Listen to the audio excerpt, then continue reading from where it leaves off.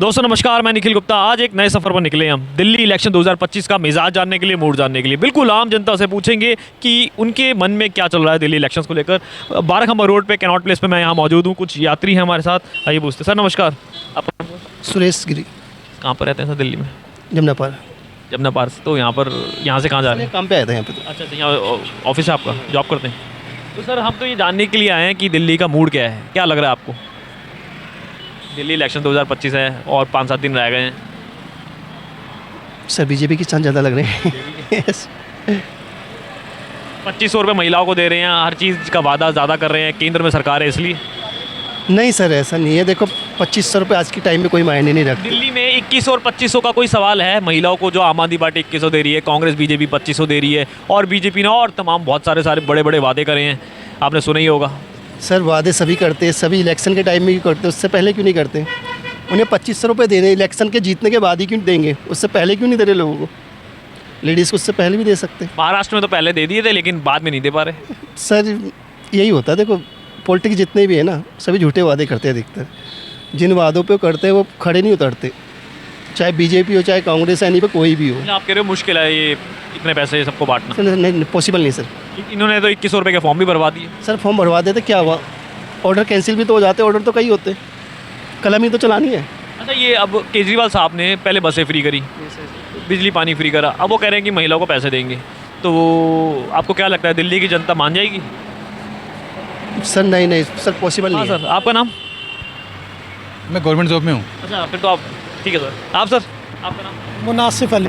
आसिफ अली। तो आप कहाँ रहते हैं आसिफ जी? मैं रहता हूँ बटला हाउस, अच्छा, ओखला विधानसभा में। ओखला विधान, वहाँ से तो अमानुल्लाह जी है मैं क्या? अमानुल्लाह खान है, शिफाउर रहमान है, एंड बीजेपी से मनीष हैं, और कांग्रेस से अरीबा खान है। तो क्या अमानुल्लाह खान तो मजबूत कैंडिडेट माने जा रहे हैं? मजबूत हैं, बट इस बार का थोड़ा सा उनका टफ है। इस बार शिफाउर रहमान का काफ़ी क्रेज़ है लोगों में। कांग्रेस की? नहीं, कांग्रेस के नहीं है, वो MIM के हैं। अच्छा, बिकॉज़ वो जो CA और NRC हुआ था वहाँ से निकले हुए हैं, और उसके लिए वो जेल भी गए थे। तो इस बार उनका थोड़ा सा है क्रेज़, जिस वजह से अमानतुल्लाह की सीट फंसी हुई है। तो ओवैसी साहब भी हैं यहाँ पर? हाँ, ओवैसी साहब ने काफ़ी मेहनत की है, पिछले 4-5 दिन से कंटिन्यू आ रहे हैं वो बटला हाउस में, ओखला में। कितना मतलब वहाँ पर मुस्लिम वोट इतना थोड़ी है कि वो सीट निकाल लेंगे? ऑलमोस्ट है, 48, 43, 49% के अराउंड है। बट अगर जैसे आम आदमी पार्टी को वहाँ से 60-65% वोट मिल जाता है, बिकॉज आम आदमी पार्टी के साथ अलग वोटर भी हैं। बट ये बाकी जो 3 पार्टियाँ आई थिंक सारे मुस्लिम के ऊपर डिपेंड करती हैं, कांग्रेस या MIM हुआ, आम आदमी पार्टी भी ऑलमोस्ट मुस्लिम के ऊपर ही डिपेंड करती है वहाँ पे। तो हिंदू मुस्लिम के खेल में आप कह रहे हो कि हाँ, इस बार थोड़ा सा वहाँ पे है, बट मनीष का क्रेज़ थोड़ा सा अच्छा है बीजेपी के? मुस्लिम वोटर के अंदर भी, बिकॉज वो खुद भी पार्षद रहे हैं वहाँ से, जसोला से, तो मुस्लिम वोटर पे उनकी अच्छी पकड़ है। तो इस बार इसलिए भी टफ है थोड़ा सा, क्योंकि मुस्लिम वोटर भी बढ़ रहा। दूसरा, बीजेपी को इस बार मुस्लिम वोटर मिलने के चांसेस भी है इस बार।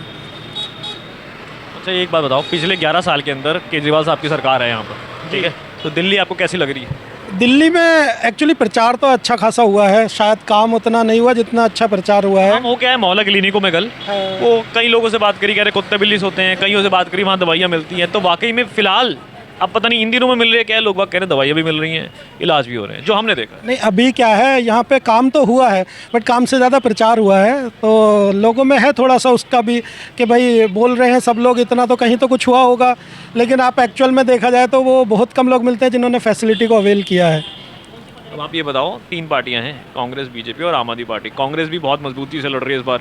हमने देखा कांग्रेस ने पूरी न्याय यात्रा निकाली, पूरी गलियों में घूमे वो देवेंद्र यादव जी और हारून यूसुफ, उनके तमाम बड़े मंत्री यहाँ घूमे। अब पंजाब के मंत्री हमने देखा, आचार्य सिंह जी, चन्नी जी आ रहे हैं, कभी कर्नाटक से आ रहे हैं, कभी कोई आ रहे हैं। हमने देखा सुक्खू जी भी आए जो हिमाचल के CM हैं। तो कांग्रेस का कुछ है इस बार यहाँ पर? नहीं, कांग्रेस तो मुझे नहीं लगता किसी भी फाइट में है, बिकॉज बीजेपी और आम आदमी पार्टी के बीच में यहाँ सारी फाइट है। एंड बाकी जो पार्टियाँ इधर उधर छोटे मोटे रोल निभा रही हैं, अदरवाइज़ कांग्रेस वो आम आदमी पार्टी और बीजेपी में कड़ी टक्कर है।